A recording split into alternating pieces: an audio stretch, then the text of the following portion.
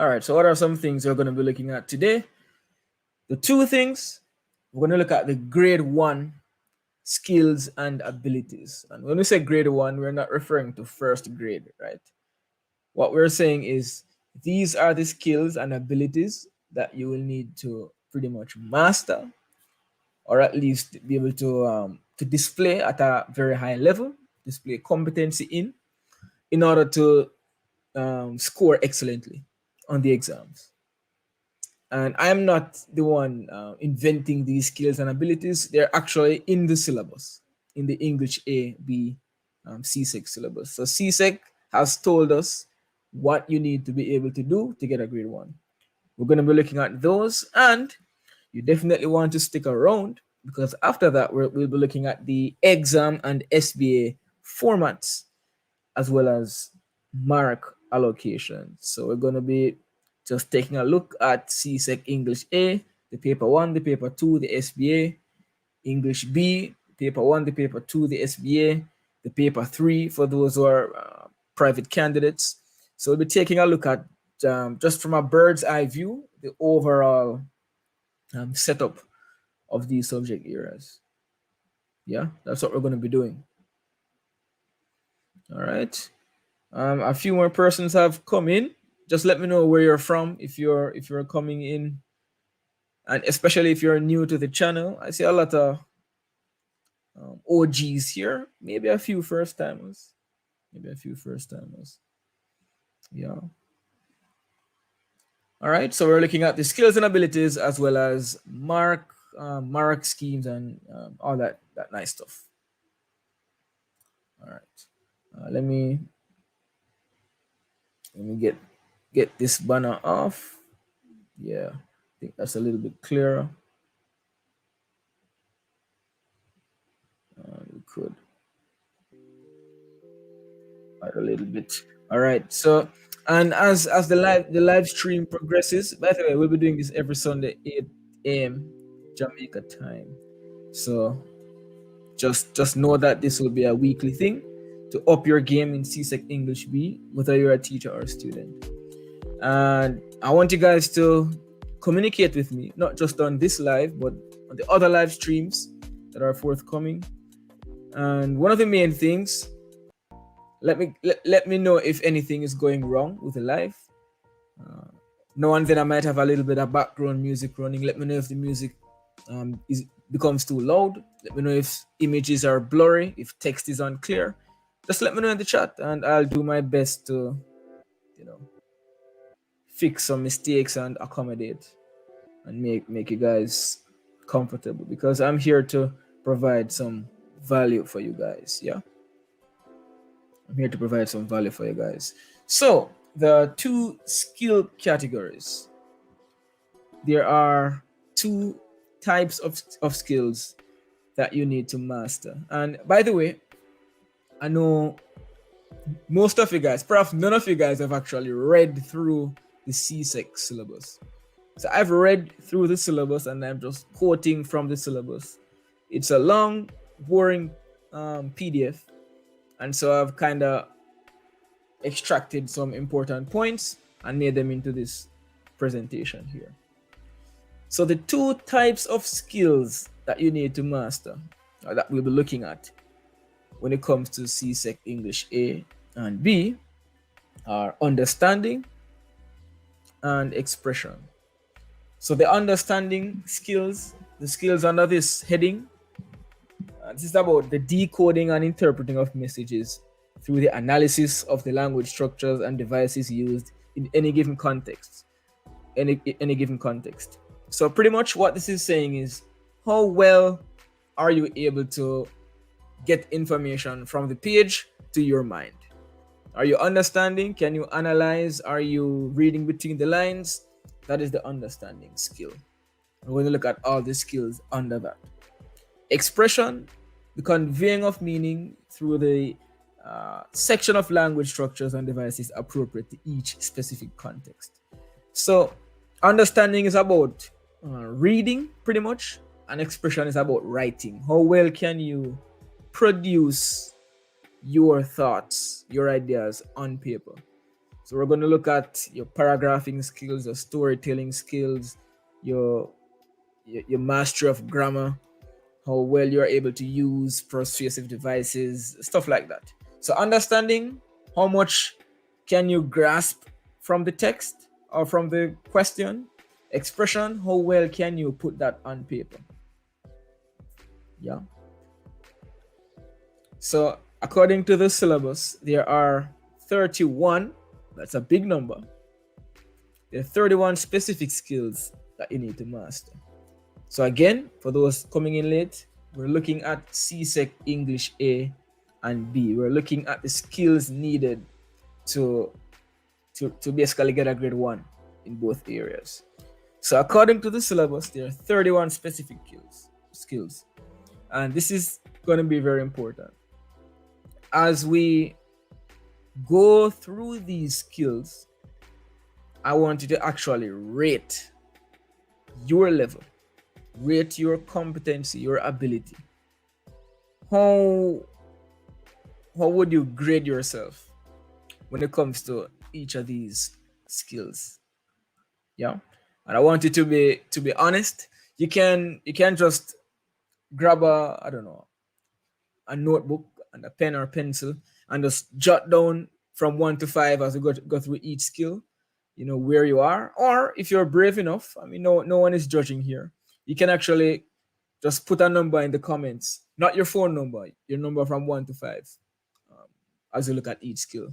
So if you think you're a 5 on the first skill, proudly write a 5 and you can throw in a nice happy face emoji, because that would mean that when it comes to that particular area, you're pretty good. If you think you're a 1 or a 2 or a 3, then it means you need to do some self-reflection and figure out how you can improve that particular skill. So we're looking at 31 skills. I'm expecting to see lots of numbers in the comments as we go along. Yeah. All right. So we're going to look at the understanding skills first. Understanding skills. First one, and this is all copied and pasted from the syllabus. So if you have the syllabus, you can use my page references to read all of this. Wow, I see numbers coming in already. Robin Hood, you're fast. So the first skill you need for English A and B, and some skills will lean more into English A, some will lean more into English B, and some will be, necessary for both areas equally. So first, understand meaning conveyed both in listening and in reading through word choice and grammar, and in reading through punctuation and paraphrasing. So if you're using up the chat from 1 to 5, how good are you at this? How well can you basically listen to words and understand the meaning? Taking into consideration, how punctuation might affect meaning, paragraphing, word choice. Word choice is very important, especially in English B, when you talk about diction, stuff like that.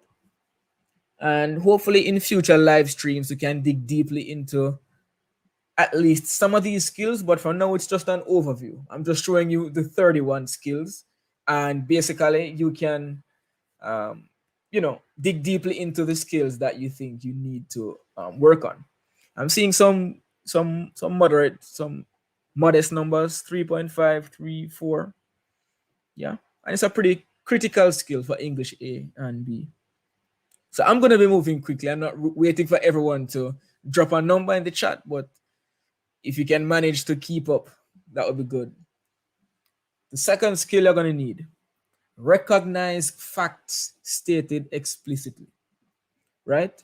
So when you get a passage on let's say English A paper 2, are you able to pick out the facts that are clearly stated from that passage?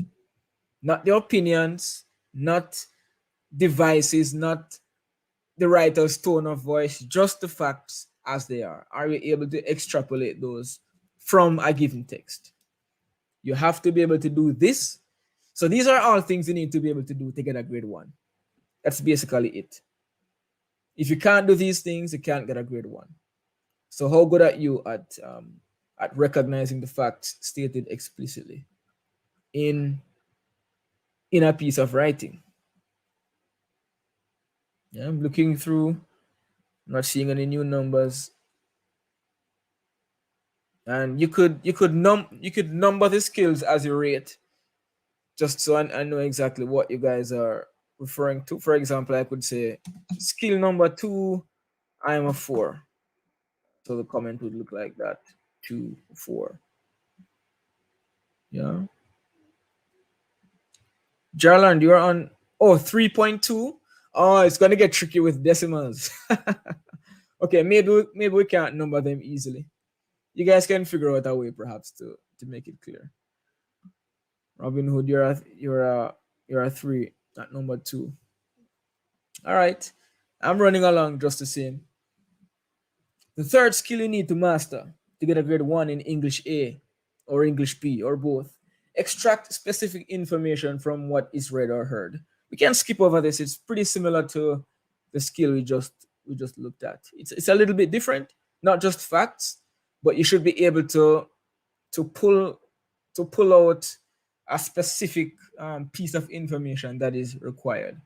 For example, if I give you a paragraph about someone going to school, I might ask you um, one particular thing about the school or about the person, and you would just have to look for that specific piece of information and pull it out. Are you able to do this? Are you good at doing that? So think about how well you're able to do that. And we're moving on. We're moving quickly. You can still use the chat to drop your ratings, a 5-star rating, but I'll be moving fast. Extract implied information. Implied information. What is this? It's information that is not stated explicitly. It's information that you kind of have to read between the lines to find. Extremely, extremely important when it comes to poetry. But even in English A, um, at times you will have to see a passage and basically draw some conclusions and figure out what things mean, even though they're not said very straightforwardly. So that's the implied information. We have some information that is explicit, it's clearly stated, some information that is implied, implicit. All right, we see a 3.9. All right, that's not too bad. It's not too bad. How good at you? How good are you at doing that?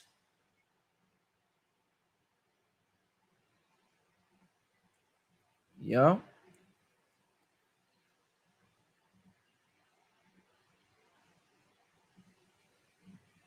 All right. Next skill. Identify stated or implied time sequence. If you get 5 paragraphs that you have to read through, are you able to tell me what happened first, what happened second, what happened third, what happened last? Are you able to do that? That's a critical skill when it comes to, for example, summary writing. When you would find it pretty useful to write your points sequentially, in a particular order, maybe chronological order. Are you able to do that? Are you able to look at a passage, and even if the time isn't even if the time is kind of mixed up, you might have a little flashback, you might have something about the past and then something about the present and then something about the past again. Are you able to rearrange that in an order that makes sense in terms of time? This happened first, this happened second, this happened third. Are you able to do that? The slide is not clear. Oh, by the way, if something looks blurry, touch the little gear icon on your device, whether you're using a phone or a smartphone, and make sure you turn the quality up to the maximum available, which should be 1080p. So Daniela, let me know if that fixes the blurriness of the slide. Turn up the quality. I am streaming in 1080p, which is full HD. So you should be able to see clear slides. So let me know in the chat if that solves the problem. All right, next, draw valid conclusions and inferences from information presented. And this is similar to one that we looked at just a while ago. Are you able to say, okay, based on point A and point B and point C, the main idea is that D. That is the main thing, or that is what I can infer. If this character said that they are often late for this particular job, if they say that when they're in the office they feel upset, maybe I can draw a conclusion that they hate their job, right? It's a conclusion, it's an inference, it's not stated explicitly, but based on the information around it, I can make that inference and draw that conclusion. Are you able to do this? It's a skill required for English A and B. Yeah. Are you able to do that? These are all skills mentioned in the actual syllabus. I'm not making this up. CSEC said you should be able to do all of these things if you want a grade 1. Organize cause and effect relationships. Are we able to look at a passage, look at a text, and identify that A caused B to happen? Are you able to do that? Critical in summaries, and you will need to be able to do this, you know, through your own writing when it comes to like argumentative writing and stuff like that. Are we able to recognize cause and effect?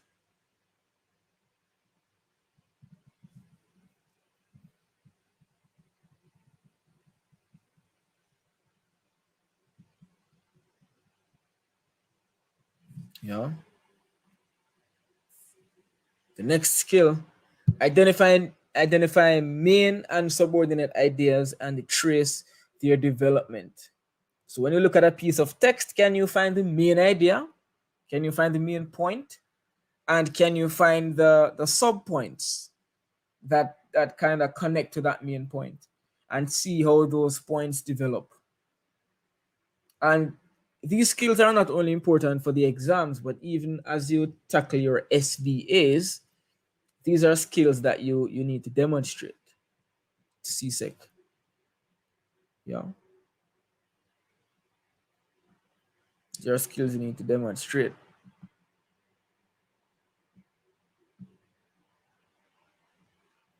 Okay, Daniela, good to know that solved that problem. All right, next skill, recognize the difference between denotative and connotative language. Can you do that? Are you able to do that?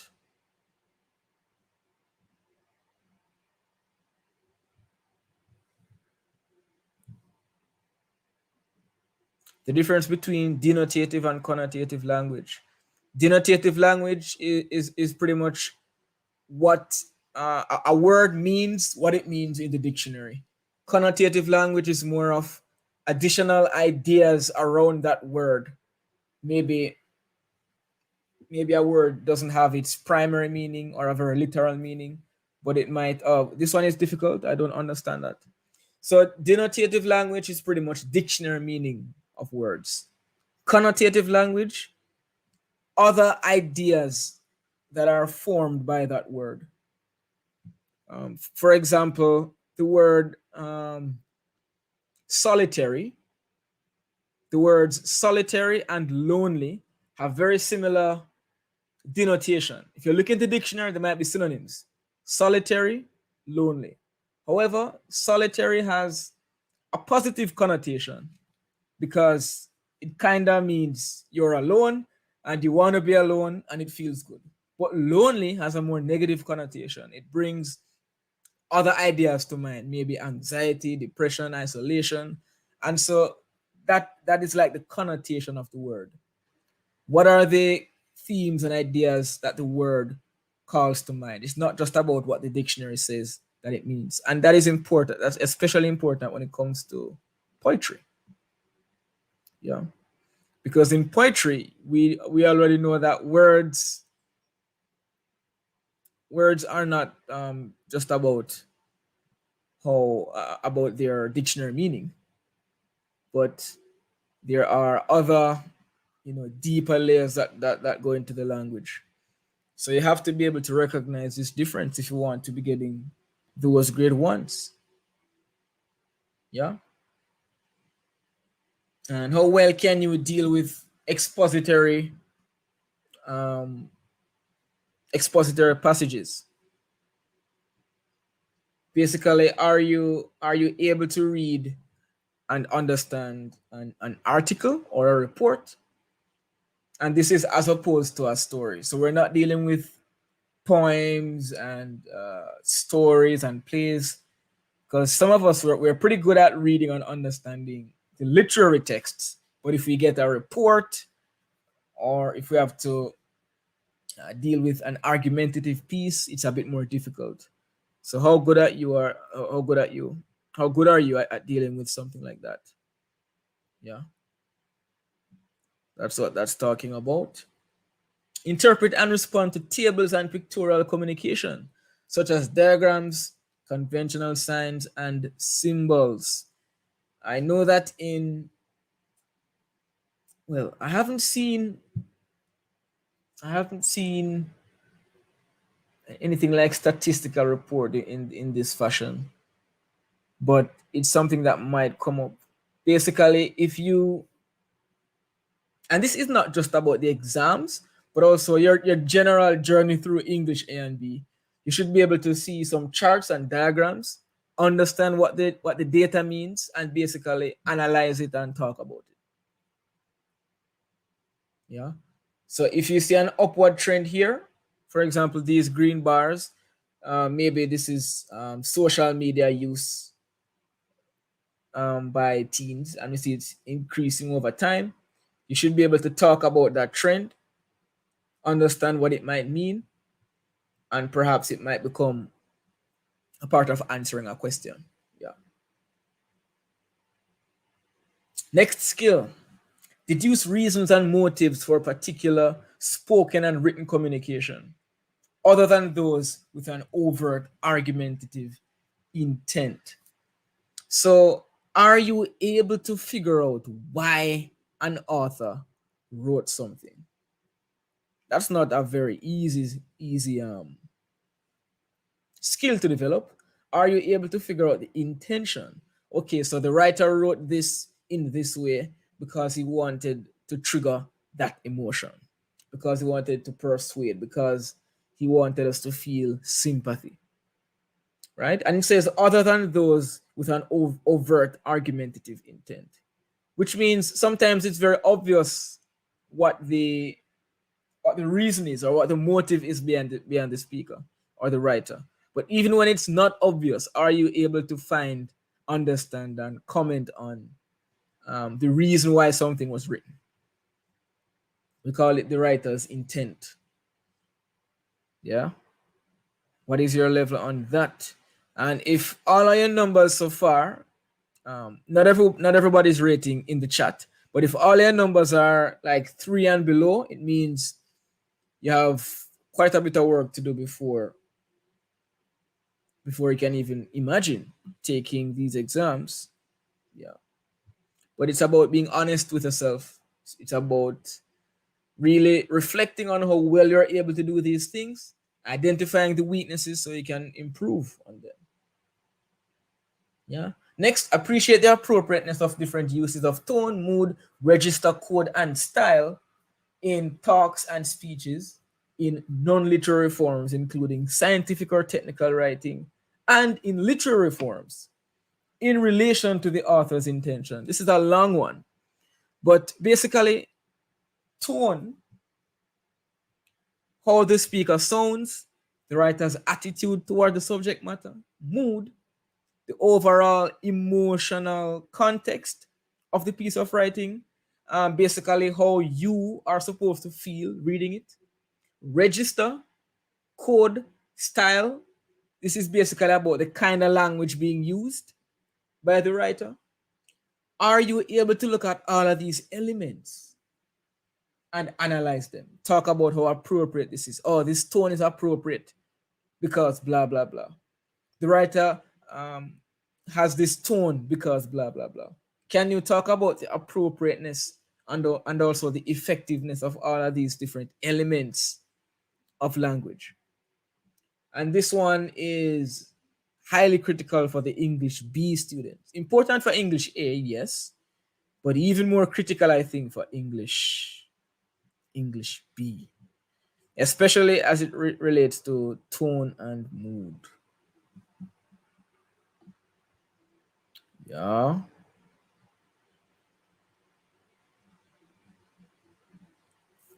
All right, next thing here. Detect connotations in use of words and in presentation of ideas and distinguish between connotative and denotative meaning. All right, we've kind of touched on that one already, similar to one that we've touched on. Detect and assess the apt use of devices such as pun, innuendo, exaggeration, irony, and symbolism. And these are just examples of different devices that you should be able to detect and assess. Again, critical for the English B students. Are you able to do this? Are you able to do this? Not just English B anyway, English A as well. If someone uses a pun, if someone uses exaggeration, if someone uses irony in their writing, are you able to pick that out and say, oh, this is an irony and this is why it was used? This is the effect of the irony. Can you do that? This is a critical skill. Critical skill. Robin Hood, you're a 5 on that one. Nice. Yeah, that's a critical skill. One that you definitely need. Yeah.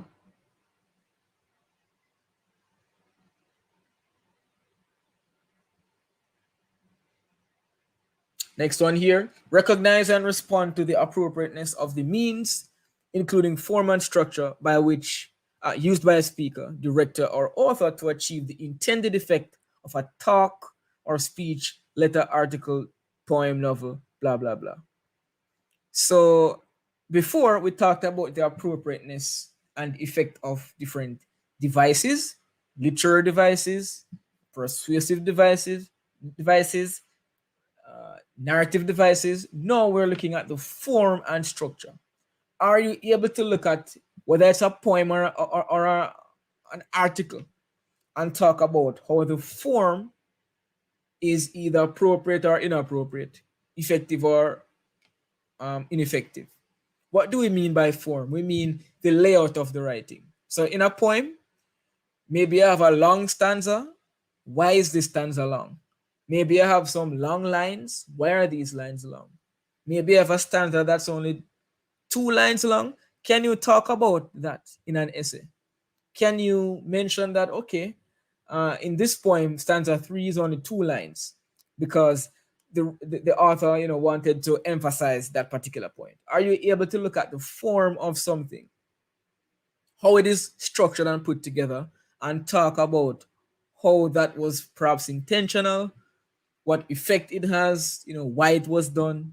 Are you able to do that? Talking about form is not, it's not a basic skill at all. It takes practice. I know some of you guys might not even have realized before that form was something you could discuss in an essay. Yeah. Next skill. We're about halfway through the skills section. Yeah. Visualize the situation, attitudes, mood, and setting of a play and appreciate how they influence the actions and interactions of actors in the performance of that play. And guess what? This is both for English A and English B.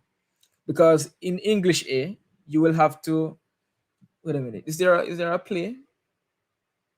No, I don't know. There's no play. There's no play question. So this one might be more on the English B side. Because on paper 2, you have 2 plays that you can talk about. This year we're looking at Anansi and 12th Night. And later on in the stream, we'll look at all the texts you need to study for English B. And also, when it comes to paper 1, there are 2 plays one West Indian play and one non-West Indian play that you will have to answer questions on. So you'll be able, you will need to do this. Visualize what's happening in the play. Obviously, you're not literally seeing anything because it's all on paper, but using things like the stage direction and some little descriptions and narrative elements that will come into the play that will help us to imagine the scene. You will have to look at how the setting, how even the props used and all of these things actually influence the characters, their actions, even influence the tone of the play, the mood of the audience. And guess what? This is highly, highly critical for the two plays that we're studying this year. Because in Anansi, we have the slave ship and we have the forest of stories, two very different environments. And then in 12th Night, we have so many interesting scene switches and they all influence the actors. Life of Letitia, yeah, we're doing that this year, but that's not a play. So that's not really related to this particular skill. But definitely talking about the environment in any text can be useful, can be important. Yeah. Next, recognize implicit themes. Are you able to look at a text and recognize, you know what? This thing is talking about love, about death, about nature, about how man impacts nature, about how nature impacts man. So especially when it comes to the 20 poems that you have to study, there are different themes that the poems touch on. There are a couple of poems that deal with nature. There are a couple of poems that deal with death. There are a couple of poems that deal with race. Are you able to identify what themes a text treats with, and are you able to even comment on these things, on these themes, and on how the text explores these themes? Very important skill, especially for the English B people, Yeah. Next up, this one's a lot of writing. Next up here, respond to West Indian and other literature in English. Recognize elements of the writer's craft. Respond to writer's evocation of feelings, moods, atmosphere. Making critical appraisal of values and concepts expressed in literature and relate these to everyday living. Wow, this is like 5 skills in one. It's a mouthful, isn't it? So pretty much, are you able to look at all of these different elements of the writer's craft?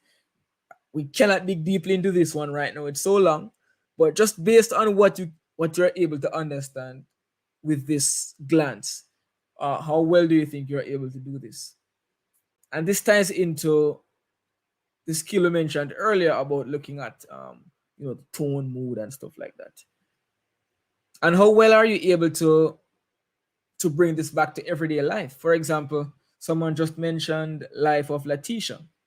Remember, these texts for the English B people know. I know we have some people here who are just English A, but bear with us. When you look at Life of Letitia, what are some elements of that novel that are still applicable, still relevant today? It says, relate these things to everyday life. Yeah. What's another skill? Distinguish factual statements from unsupported opinion statements. This one is more of a basic skill. I would hope we're all at least a level 4 where this one is concerned. For those just coming in and wondering why so many numbers are in the chat, this is not a math stream. We're still doing English. We are rating our skill level. We're rating our skill level when it comes to all of these different skills that the syllabus says we need to master. So are you able to look at a piece of text and separate facts from opinions? That's pretty much what the skill is about. Some things are factual, some things are just the opinion of someone. Are you able to do that?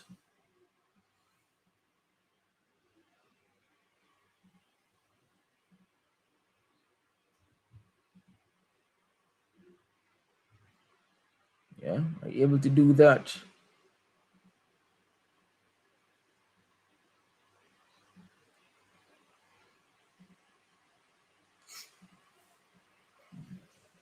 All right, next, detect bias or particular perspective in the use of words and in the presentation of ideas.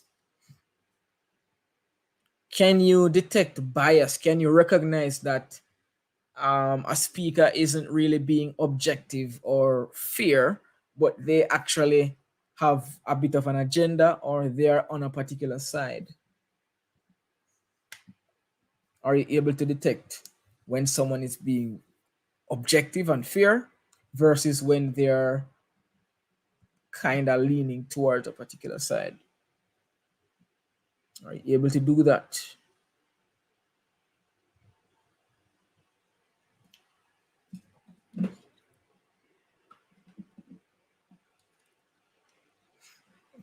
I'm giving you guys a little bit more time in between to drop your ratings in.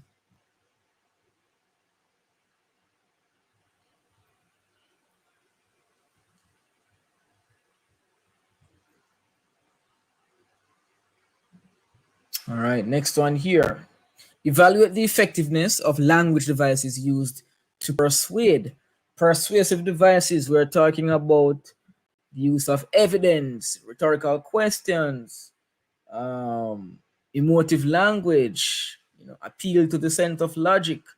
Are you able to evaluate the effectiveness of these persuasive techniques? And even more importantly, for the English A persons, are you able to use these devices to your advantage? Lemongrass asks, what's the best way to detect bias? Well, just look at the arguments posed by a person. Think about a debate, right? If you're debating someone, think about, are there arguments based on facts and logic and science, or are they arguing more based on emotion and more based on their personal situation and agenda? Yeah. So, and what do they have to lose or gain based on this argument? For example, a politician is telling you why you should vote for them. Of course, they're going to be biased because they have an agenda. The agenda is they want to convince you to vote for them. So they're not going to present a fair and clear argument, spelling out, their agenda versus their, the opposing candidate's agenda. And so there are many ways in which we can look for bias. Yeah. Many ways in which you can look for bias. All right, next up here, recognize the range of techniques of persuasion employed in social intercourse and in the mass media and assess their argumentative effects. And this is one that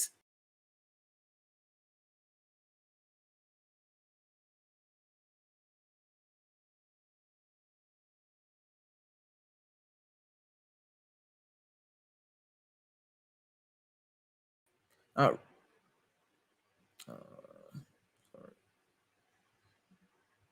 again, recognize the range of techniques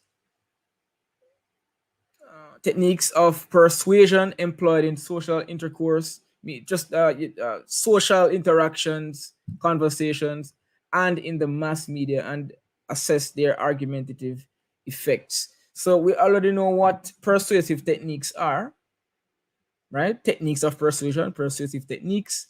So if you see an advertisement, if you see a news article, if you see a debate or a speech, are you able to um, talk about the persuasive language, the persuasive techniques used, and stuff like that? Are you able to do that? Yeah, that's the question. Are you able to do that? I'm giving you guys a little bit of time between questions, because I know that some of these skills are you have not really thought about them beforehand, so you might not even you might just be processing what these skills even mean. Yeah, you might just not be processing that these are even skills that you need to have if you want an excellent score in CSEC. Yeah. All right. Bam. So okay, not bad. That's basically the understanding skills. The skills that relate to understanding. Remember, we're looking at understanding as well as expression. So we just look at the skills related to understanding. So based on the numbers that you would have been providing in the chat, and also the numbers that you might have been writing down on your own in a notebook, or even just the numbers that you've been running around in your head, even if you're not writing anything down, what would your overall understanding score be? Looking at all of these skills for understanding. And we haven't dived deeply into each of these skills, so you might not even fully understand what some of these skills are talking about. But based on what you understand, how well do you say are you able to understand language? That's basically the question. Whether it's English A or English B, whether it's fiction or non-fiction. What's your understanding level? Understanding. Robin Hood, your understanding scores around 4.3. Well, that is good. That is good. I think anything over a grade 4 might be in the direction of an excellent score, of a grade 1. Although this is just understanding, we haven't touched on expression yet. But just based on all of these skills so far, how are you looking?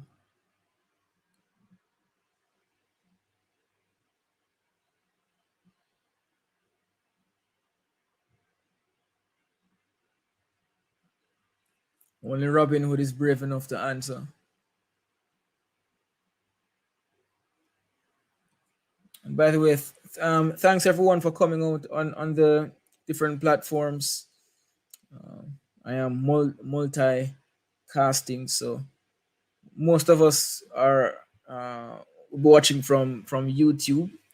We might have some persons watching over on Facebook and even on LinkedIn. Yeah.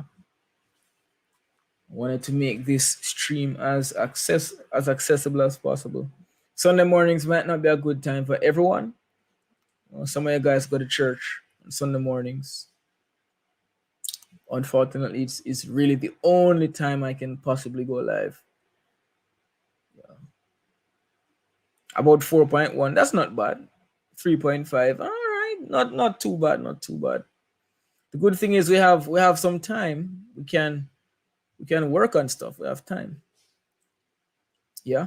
The important thing is that we know what skills are required and we know what we need to improve on. Yeah. Yeah, those are the most important things. All right, bam. Let's go over to expression. Yeah, expression. Oh, lemongrass says 4 flat. It sounds like you actually took an average of your scores. Jarland 3.5, Daniela 3.5. All right. Yeah, these are not terrible scores. Not terrible scores. All right, so we're looking at expression now. Use appropriate diction. So before we were looking at how well you are able to look at some text and assimilate the information from the paper to your brain. Now it's the reverse, from the brain to your paper. from your brain to the paper. So how well are you able to use appropriate diction, grammatical forms, and suitable punctuation and paragraphing to convey meaning clearly and with facility? So this is touching on a number of things. Basically, how well is your grammar? Have you mastered the rules of grammar when it comes to both writing and speaking? And we know that speaking is relevant here because of the SBA. You have to present for your SBA a speech or do an oral presentation. When it comes to writing, paragraphing, yeah. So grammar, paragraphing, punctuation. How well are you able to use these elements of language to communicate clearly? Yeah. Next skill you need: communicate factual information clearly, concisely, and adequately in giving oral and written instructions, reports, summaries, and expositions. How well are you able to do all of this stuff? This is a skill you need. Skill you need to master. Yeah.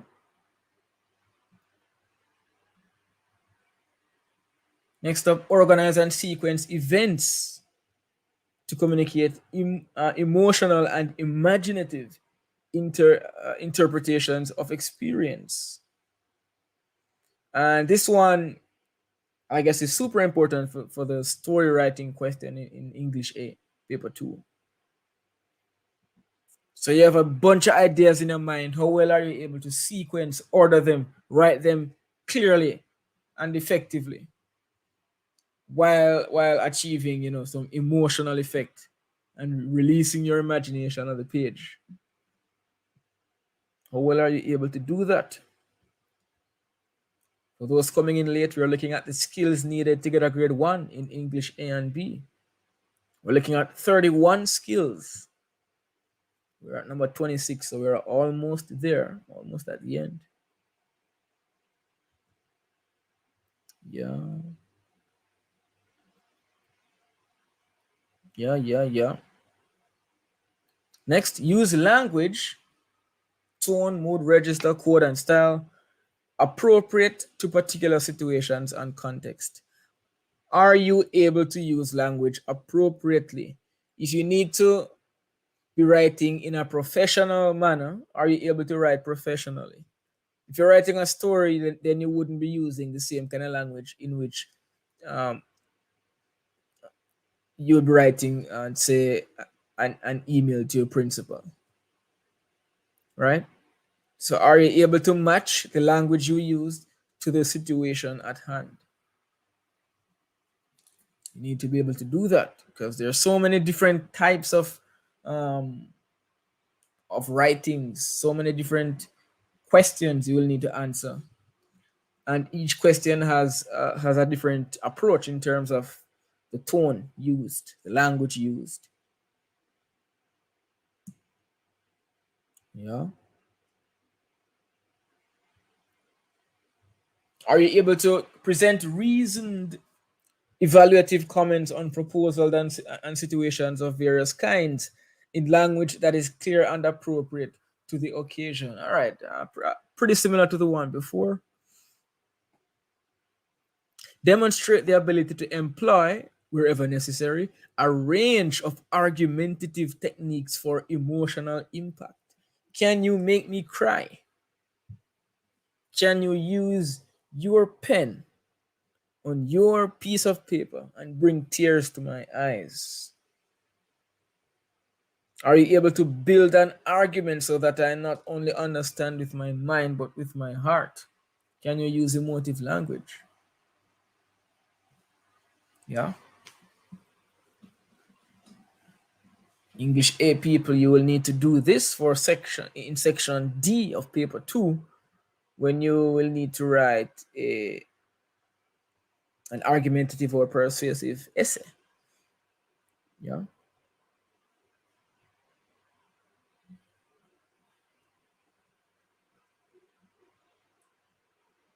Yeah. Next one here. Present a logical argument using justifiable techniques related to sound, oral, and written debate. How good are your debating skills? Can you present a logical argument, an argument that makes sense, an argument that's not just based on opinion and emotion, but based on reason, logic? Yeah. And you might see this word techniques a lot in the skills section. There are so many techniques you need to master when it comes to writing. You know, argumentative skills, persuasive skills. Yeah. And last one here, research a topic or situation from different angles or perspective in order to express an informed opinion. And because of the word research here, obviously this is not talking about paper 1 or paper 2, but this one is directed at the SBA. How good are you at doing that?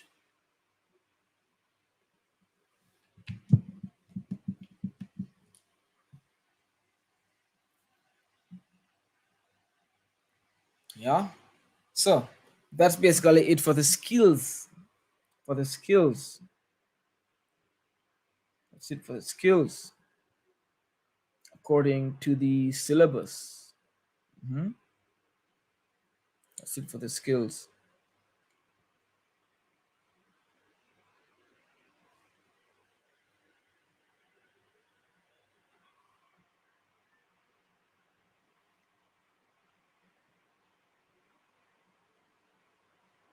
All right. So how are we looking in terms of expression? What do you think would be your overall score for expression?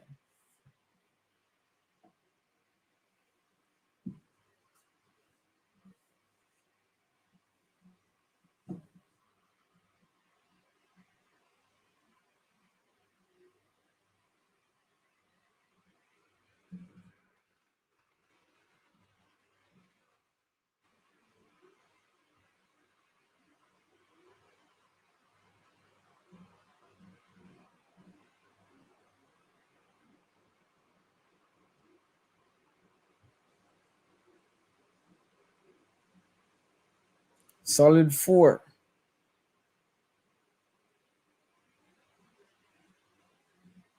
Solid 4. Yeah, that's nice. Yeah. John T. Ford. Oh, hi. Good to meet you. Thanks for being here. All right, so we're gonna jump into some English A stuff. English A and then English B. We're looking at the mark allocation and exam format. So this is the part where we get some clarity or at least a reminder in terms of how many marks for paper A, for paper 1, how many for paper 2, stuff like that. We're just gonna do a little breakdown of the papers.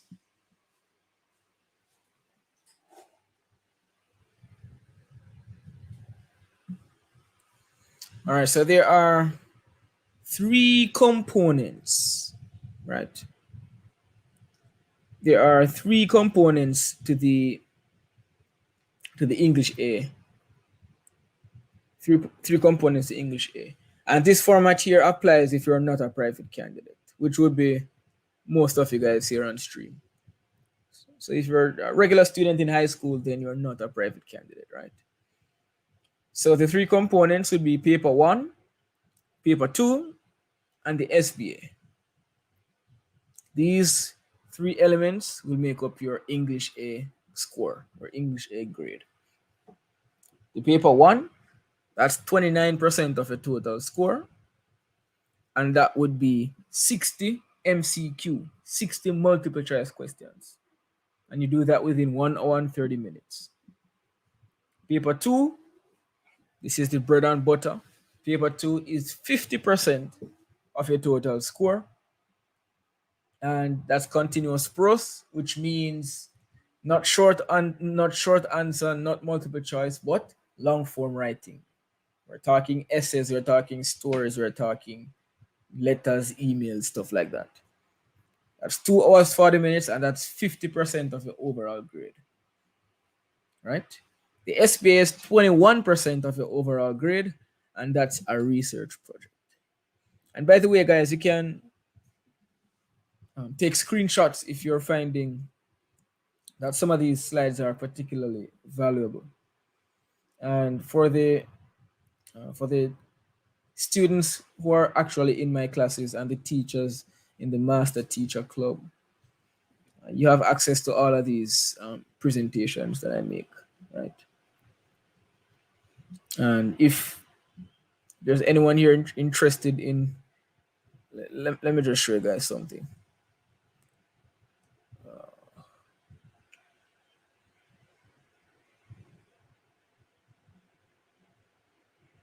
Let's see.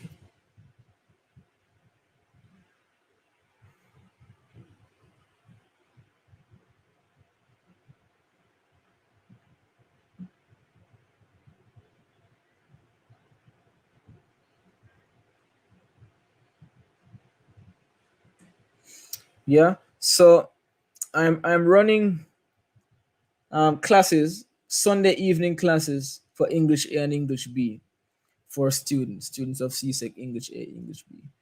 So if there are students here interested in doing that, it's $10, $10 for a whole month of classes for English A and B. All right, and you also get access to all of the presentations and stuff like that.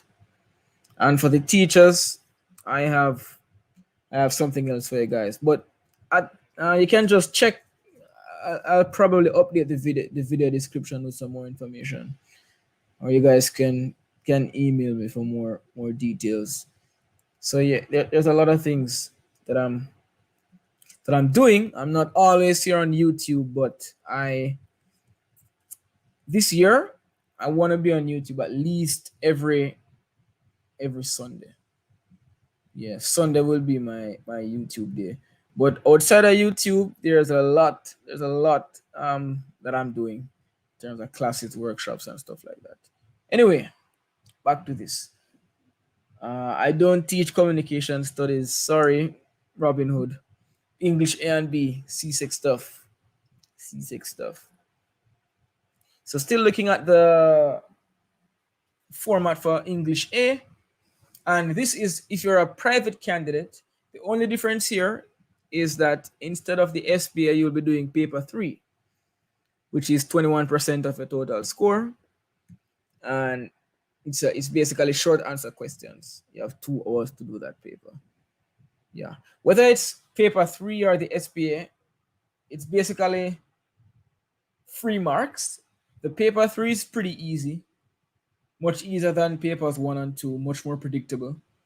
And the SBA, it's not easy, but you have a lot of time to get it done. You can make revisions, so you can basically ensure that you're maximizing the marks. Yeah. All right, so let's get into it. The English A paper 1. All right, I want to break this down for you guys so you know what you're looking forward to in terms of the exams. This paper consists of 60 compulsory multiple choice questions arranged into 2 sections. English A paper 1, the paper is arranged into 2 sections. Section 1, 25 discrete items. Section 2, 35 reading comprehension items. I'm going to get into these 2 sections of the English A paper 1. What do we mean by discrete items? What do we mean by reading comprehension items? So the discrete items, this is where you'll have questions on stuff like synonyms, antonyms, your error recognition, equivalent sentences, sentence completion, spelling, construction shift. These more grammar kind of questions, these are the 25 discrete items. So almost half of the paper is just grammar stuff, diction stuff, word choice stuff. Right? So that's 25 questions. We call these the discrete items. And then you're going to have 35 comprehension items divided in this manner: one poem, one literary extract. So the literary extract could be any piece of literature, or any extract from any piece of literature from any genre. Um, one expository extract, so maybe like something from an article or a letter to the editor, something like that. One argumentative extract and one visual extract. The visual extract would be like an ad or some campaign thing, or a brochure page, something like that. Yeah. So the 35 comprehension questions will be on these types of texts, right? So we have the discrete items, 25 questions. Then we have the comprehension items, 35 questions. All right. What about the paper 2? English A paper 2.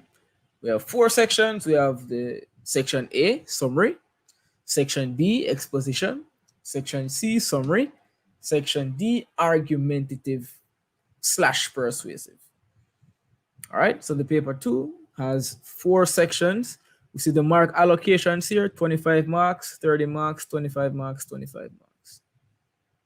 All right, so let's look a little bit deeper into each of these sections so we can know what to expect.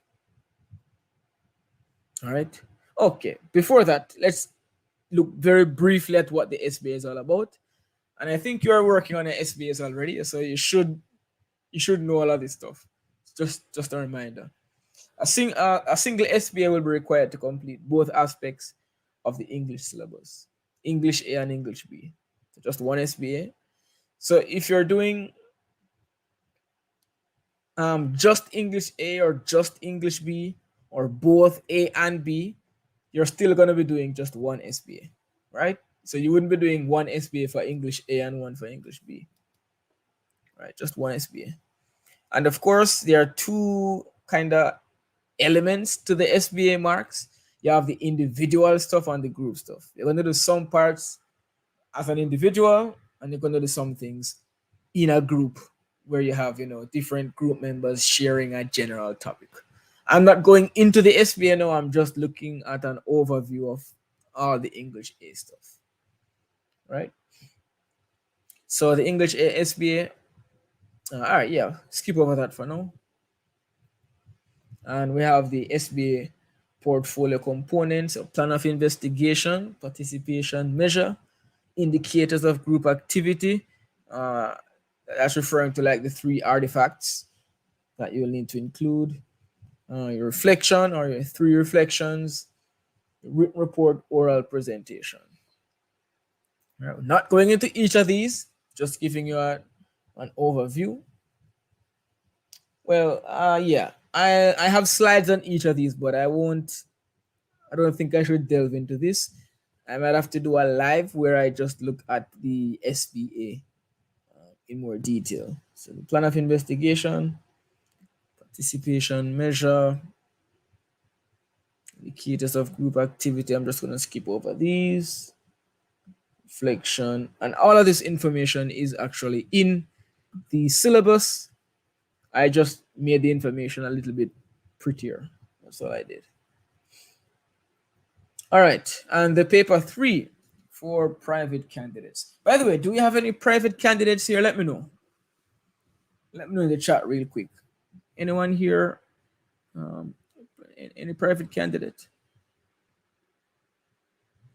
for English A or B?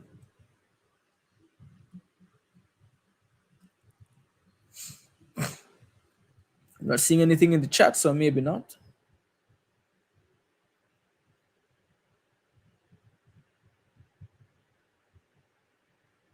Oh, Lemongrass, you're in 4th form, so you're new to the SBA. Well, I'll do maybe I'll do 1 or 2 or a series of lives on the SBA, but you're basically going to be undertaking a research project.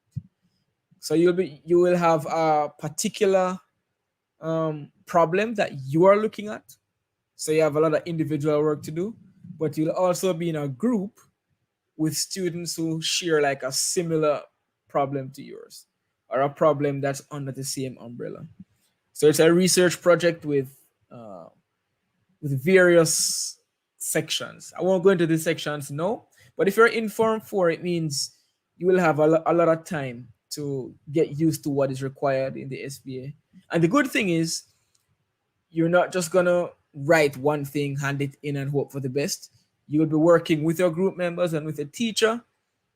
You will be revising the SBA as months go along to ensure that at the end, when you submit the SBA, it's perfect. Perfect. Now we have a couple of private candidates here, so we can look at the paper 3. Yeah. So private candidates are required to write paper 3. Or sometimes we say 032, which is an alternative to the SBA. So you will not be doing the SBA if you're a private candidate. Instead, you'll be doing paper 3. But paper 3 will actually be assessing kind of the same skills that the SBA is addressing. So the paper will consist of a guided critique of 3 pieces of stimulus materials. You'll get an excerpt from a recent newspaper. You'll get a cartoon strip or lyrics to a song, and you'll get a poem, story, or public speech. You're going to get these 3 pieces of text, and you will have to basically critique or analyze these 3 pieces of text. The 3 pieces of text will be on the same topic. So in the same way that the SBA will take an analytical approach to researching a topic, the paper 3 is kind of trying to do something kind of similar. Yeah. Paper 3 is trying to do a similar thing. Just a moment, guys. I'm looking. Why am I so blurry? Okay. I think we're back. All right. So let's look a little bit deeper at the paper 3. You will have to answer 3 compulsory questions, right, on this paper, each worth 15 marks. 2 questions will be short answer responses, and 1 is going to be a composition. So you're going to have to create a piece of you're going to have to create a thing, maybe a poem, a song, something like that. And marks will be awarded for content, organization, all that fancy stuff. But let's take a look at an actual paper. Let's take a look at paper 3 to see what we're dealing with. So those who are not private candidates, just bear with us. I want to touch on the paper 3 a little bit. And there doesn't seem to be a whole lot of information on paper 3 floating around. So maybe I can add a little bit of clarity on that. All right, let's see. Okay, so yeah, candidates will be required to respond to questions on these 3 things. So all of the questions that you'll be answering on paper 3, the questions will be related to issues raised in the stimulus, right? What are the issues? Something to do with, I don't know, poverty, truancy at school, skin bleaching, social media use. There's going to be one issue, one topical thing that's relevant to society now. And all of the questions, all of the stimuli will be on that issue, right? Possibly impact on the intended audience. You have to be able to talk about how this speech or this poem or this cartoon strip would impact the audience that reads it or sees it. And you'll have to be able to comment on the language techniques used. So this is the paper 3. We're looking at paper 3. This is what it looks like. I'm going to go quickly because maybe I'll have to go into paper 3, in a different live stream. So here's a text, a newspaper article. That's one of the texts. Here's another text, a cartoon. And here's another text, a poem. So you're going to get 3 texts, 3 pieces of literature, all connected to the same topic, right? And this is section 1 or question 1. Question 1 has several parts, short answer questions, stuff like outline the main idea or issue present in each of the 3 passages, and you do that. You look at the passages and answer the questions based on the passages, and you're going to choose one, talk about the appropriateness of text, and you have these kinds of questions. Talk about language techniques used. Yeah, the writing is pretty small here, but basically you're analyzing these 3 texts on the type of language techniques used, how appropriate the texts are, stuff like that. Yeah. And question 2, candidates will, so that was question 1 we just looked at. For question 2, for the private candidates doing paper 3, candidates will be required to respond to questions about an oral presentation. So remember, paper 3 is trying to cover the same skill set as the SBA. In the SBA, you will have to actually do an oral presentation. But for private candidates, you will not be doing an oral presentation, but you will be writing about an oral presentation. So, just like the people doing the SBA in school, you have to research and be aware of different features and techniques related to oral speech, oral presentation. And here are some kinds of questions you might get. In making a presentation, it is important to consider the composition of the audience. Explain 3 other factors which a speaker must consider when making an oral presentation. I just read this one, even though it might be kind of small. So you're going to get some questions that relate to like the techniques and all that stuff of, doing an oral presentation. So yeah, private candidates, you have not escaped the oral presentation stuff. You're not going to be doing a presentation, but you still have to understand what a presentation of that nature entails. And for your final question, you're going to be creating something pretty interesting. So candidates will select one of the issues or situations raised in the stimulus and create a personal response to it. The response can take the form of drama, poetry, prose, lyrics to a song, stuff like that. And here's an example. Blah, blah, blah, blah. Your response will be assessed for these things. You can take a screenshot and check it out later. I think CSEC Panda has a good video on paper 3 if you're looking for a more in-depth breakdown. So yeah, private candidates, take note. Take note. So just to wrap up the English A format, and this is a screenshot I grabbed directly from the syllabus itself. This is how your marks are allocated. Paper 1, 60 questions, 29% of your overall grade. Right? 29% of your overall grade. And then paper 2, section A is 12%, section B is 14%, section C is 12%, section D is 12%. Combined, paper 2 is 50%, a half of all of your English A grade.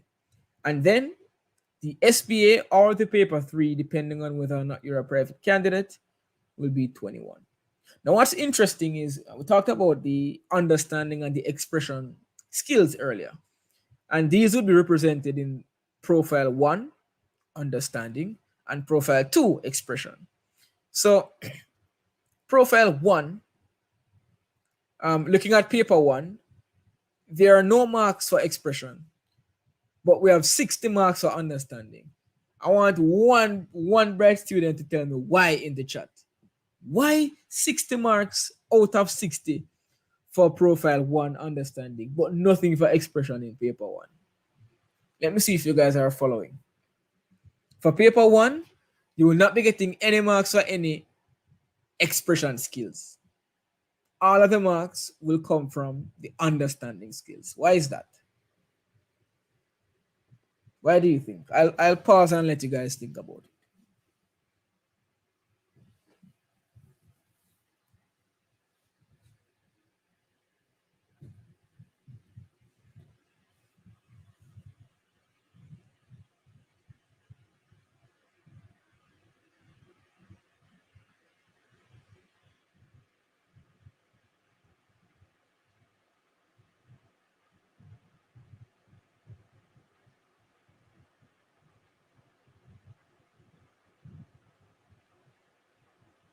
Yes, that's it.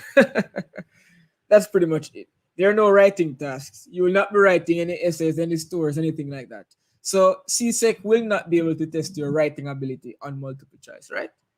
It makes sense. It's just common sense. You will only be showing how well you're able to understand. Can get too wordy, but lemongrass, you won't have the chance to get wordy because you will only be shading in A, B, C, or D. So for paper one, it's all about understanding, all about understanding for both paper one and paper two, because you will not be expressing anything. How can we check your grammar when you're just shading in answers, right? How can we check how well you're able to craft paragraphs? Yeah, we can't check that. Section B, well, I guess we can check grammar because of the first 25 discrete items. Yeah. Anyway, paper section B, in which you're going to be tackling an expository question. We see that it's 10 marks for understanding, 20 marks for expression. So this is basically like the skill sets are the weight of each skill set or skill type when it comes to each question. So you need to have good understanding, but you need to have great expression for the question B. What about section C? Section C is the story. It's really about expression because you're writing a story. So understanding doesn't really come into play here because you're the one generating the ideas. You're the one expressing your thoughts. So section C isn't about understanding a piece of text. It's about creating it. It's about expressing yourself. So when you're looking at these kinds of tables on the syllabi, they will inform what kind of skill. They'll inform us about what kind of skills we need to attack each section of the paper. Section D, in which you write an argumentative task, argumentative or a persuasive essay. This is about expression because you are the one generating um, the content. So looking back at sections A and B, we see that there is some amount of understanding needed here.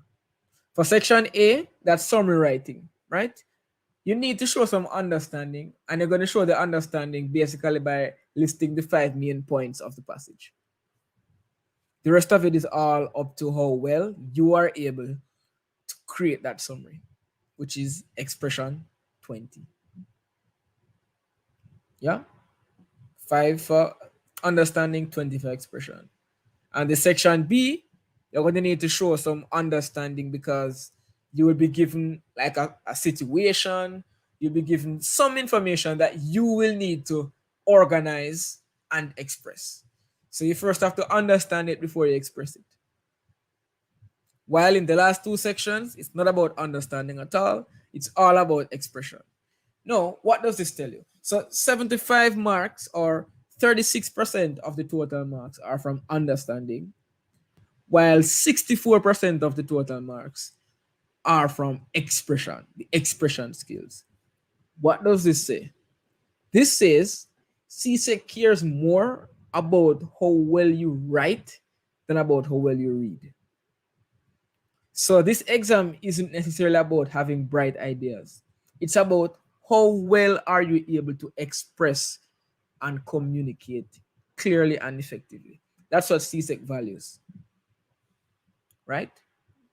So it means even if you can think about good story ideas, even if you have lots of good points for your essay, if you're not able to structure paragraphs fluidly, if you're not able to use grammar to use grammar in a masterful way, if you're not able to show the different writing techniques, you cannot pass. Because it's not about the ideas, it's really more about, I mean, the ideas are important, understanding is important, but the expression, we cannot underestimate that. All right, what about English B? Let's get into the English B stuff. Oh, by the way, oh man, I know you're tired of skills, but here are 7 additional skills. We're going to breeze through these that the English B students have to master. So the English A students kind of escape with these skills, but if you're doing English B, you got to master these skills. You must know how to respond to West Indian and other literatures in English, novels, short stories, poems, and plays, to make rational and sensitive appraisal of value judgments, states of consciousness, and other concepts explored in literature, and to relate these to everyday living. We kind of looked at this in one of the earlier skills, but this one is more about taking um, taking all of these things from the texts and bringing them to real life, relating them to real life. States of consciousness, all the different concepts that we can find in the plays and in the stories. Are you able to talk about them and relate them to real life? So these are for the English B people. Describe, analyze, and comment on the significance of relevant details. And so basically describe, analyze, and synthesize information drawn from various sections of a text for the purpose of answering a particular question. So what do we mean? To describe is to outline relevant content, very basic skill. To analyze means to break down, select, and comment on the significance of relevant details. And to synthesize means to bring together. What does this mean? It means if you read a play, if you read Anansi, and then you get a question that asks you to talk about Captain, you're not just going to talk about one page of Anansi. You will have to get information from different parts of the play, beginning, middle, end, and basically collect all the relevant information, relevant to Captain, relevant to the question, put them together in a way that makes sense. Are you able to find information from all over the text, combine them, and eventually write an essay covering a particular question? Are you able to do that? English B people, you have to be able to do these things. Communicate informed opinions and judgments in well-structured analytical responses in oral and written form using the vocabulary of literary criticism. This last part is critical. The vocabulary of literary criticism. This comes with practice. It comes with reading master essays. So when you're analyzing, when you're writing essays, there are certain words, there are certain vocabulary that you're gonna be relying on.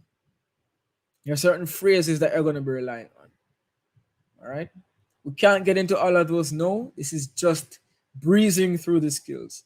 Produce balanced critical analyses. Are you able to produce balanced critical analyses? Not just looking at one side of an issue, but being more objective, being more balanced. Are you able to look at two sides of the coin? Yeah. Recognize the writer's craft. And we're looking at like the different techniques and stuff like that. Are you able to do that? We kind of touched on that earlier on. Recognize and distinguish between moral assumptions contained in a particular text. What are the different moral assumptions? What are different social norms, the different philosophies?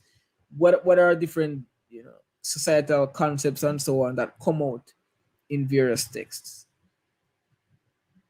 Yeah, and the next skill here, the last one, grasp concepts and values and understanding of how these are manifested in literature, these same morals and stuff. So yeah, we're not going to belabor these 7 skills, but just some additional stuff that English B people in particular need to understand. Okay, back to exam format. Yeah. So this one is for if you're not a private candidate, which would be most of us. For English B, paper 1, 29% of your total score, 60 multiple choice questions, And instead of an hour and a half, which you have for English A, you have 2 hours for the English B, which is still not enough time because there's so much reading to do in English B paper 1. Then you have paper 2, 2 hours 10 minutes, and that's 50% of the total score. Continuous prose because you'll be writing essays, and you have your SBA. And of course, if you're a private candidate, you will have your paper 3 instead of the SBA. All right, English B paper 1. All right, so we're looking at each paper now. You have 60 multiple choice questions, all compulsory. Each genre will have 2 stimuli, one piece of Caribbean literature and one other. What are the genres? Drama, poetry, and prose. Those are the genres. Each genre will have 2 stimuli. So you'll have 2 drama texts, 2 poetry texts, 2 prose texts. And for each text, you have 10 questions. Right? So 10 times 6 equals 60. 20 times 3 equals 60. 60 questions. What about your paper 2? You only have 3 sections, drama, poetry, and prose, 35 marks each. Yeah. All right, let's look at each section for the English B people. Section A, we're going to be looking at the Shakespeare and modern drama in section A. This question contains 2 type A questions. Look at the bottom here for an explanation of type A versus type B. Type A questions require knowledge and study of one text, while type B questions require you to basically compare or show knowledge of the poems and 10 short stories. So we're gonna see type A and type B questions as we go through English B. Yeah. So section A, the section consists of 2 type A questions, which means in each of these questions you're only looking at one text, one on each text. Candidates must answer 1 question from this section. You're going to get 2 options, you only choose 1 question. Here's an example. Section A, drama. Either or. So you pick one. You can answer a 12th night question, and this question will be only on 12th night. You're not comparing 2 texts, you're only looking at 1 text. Or you can answer the Anansi question, which is all about Anansi. Yeah. So that's an example. Section B consists of 2 type B questions. 1 generic question allowing candidates to use 2 appropriate choices from the prescribed poems, and 1 based on 2 named poems from the prescribed list. And they're going to answer 1 question. Here's an example. Section B, poetry. You can choose the question that tells you which 2 poems to write about. In this case, South and Sonnet. Or you can choose the question that gives you a prompt and you choose what 2 poems you want to write about. Yeah. So you have these 2 types of questions. Either way, you need to go into the exam mastering, knowing all 20 poems. Yes. And what about section C? Prose fiction. Here we have 4 questions, 2 type A and 2 type B. Let's quickly look at those questions. So you can choose between, you're going to choose only 1 question from these 4. Only 1 question. You can choose one of the novels. So in this case, Animal Farm or Life of Letitia. Or you can choose to discuss 2 other short stories. So only 1 question from this entire section, covering the novels and the 10 short stories. So if you want to have all the options available, You need to go into the exam knowing Animal Farm, Letitia, and the 10 stories. That way, you can choose whichever question is the easiest for you on the day of the exam.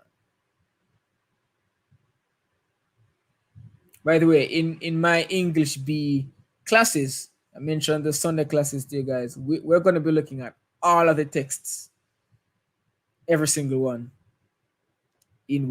within this year. The classes started 3 weeks ago. We're continuing right up until exam time. All right, bam. These are the texts you will be covering in English B. Might be good to take a screenshot here. Yeah, for drama, you have 12th Night and Anansi, the two plays. 12th Night is the Shakespearean play. Anansi is the West Indian play. For poetry, you need to have A World of Poetry, the new edition. And there are 20 selected poems that I'll show you in a minute.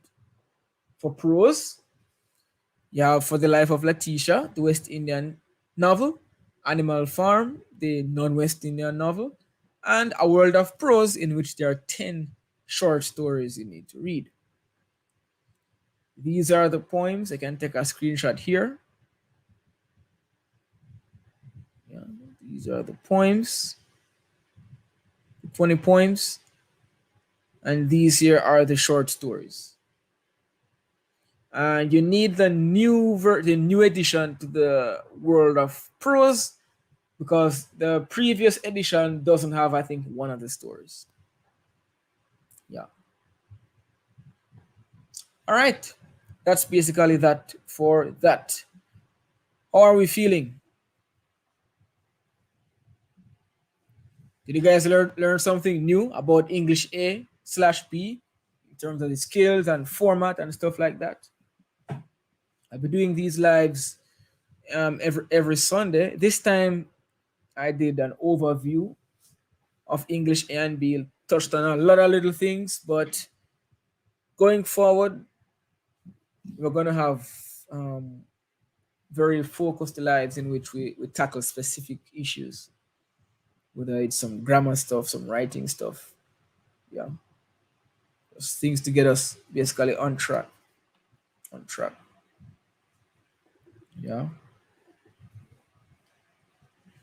All right. So that's basically, and for those who are new to my channel in general, let me before we wrap up.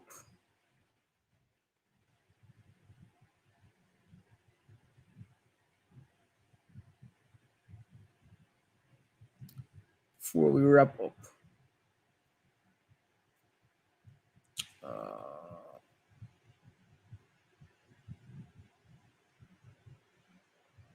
And this is really for the newcomers, I guess. The newcomers. There are a lot of resources on YouTube for you guys when it comes to CSEC English A and B. And my channel, let me show you. When you come to my channel, you hit playlists. This is where the magic happens. When you hit playlists, you will see the content organized so you can work on the videos that that you need to work on. For the English A people, we have here persuasive argumentative writing. We have a couple of videos there you can watch. If you want to look at summary writing, 4 videos on summary writing. Yeah. The essay formula, this is all about essay writing for English B. Watch those videos. CSEC English B poetry overview. Watch those videos. And by the way, you guys, if you wait until 1 week before the exam before you start panicking and running to YouTube, oh man, you're gonna be sorry, because there's a lot to watch. CSEC English A paper 2. If you just want to see all the paper 2 stuff, you go there. Information on For the Life of Letitia, where I run through the plot, the characters, the themes, the devices. Yeah. And Nancy I have a whole course on Anansi here. If you want to see some Zoom poetry discussion, some interesting stuff for the English B folks, you go there. CSEC English B Paper 1, you go here, there are 5 videos. CSEC English A Paper 1, 12 videos for you to watch. Yeah. CSEC English B Poetry, 20 videos, which means every poem. I haven't done the short stories and I haven't done 12th Night. But besides that, there's so much. There's so much. And make sure that you're not waiting until the last minute to start watching, not just my channel, but the other channels out there that provide content for you guys. Robin Hood. Robin Hood, you're in 3rd form? Oh man, I thought you were a 5th former. Good on you being here. Yeah. Nice. You're a very forward thinking person if you're here even in 3rd form. I'm in 3rd form and I'll be doing both English A and B. Wow, from 3rd form. Impressive. I've already watched all the videos. Oh wow. Wow. Impressive. So I'll be seeing you a lot on these lives. I'll be looking for your Robin Hood. Yeah. Anyway, guys, it's time to call it a day. I gotta get some rest because I have my English A and B CSEC classes to run in a couple of hours. And if you guys are interested in joining my class,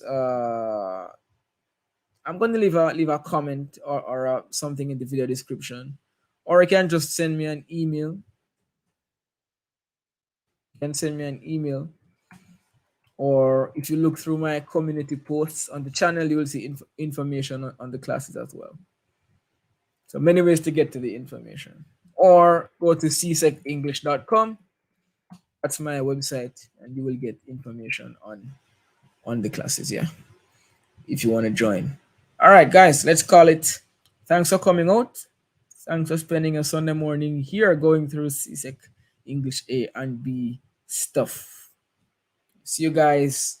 For my students, see you guys in class in a couple of hours. For everybody else, see you next week, hopefully. All right. Take it easy. Peace out.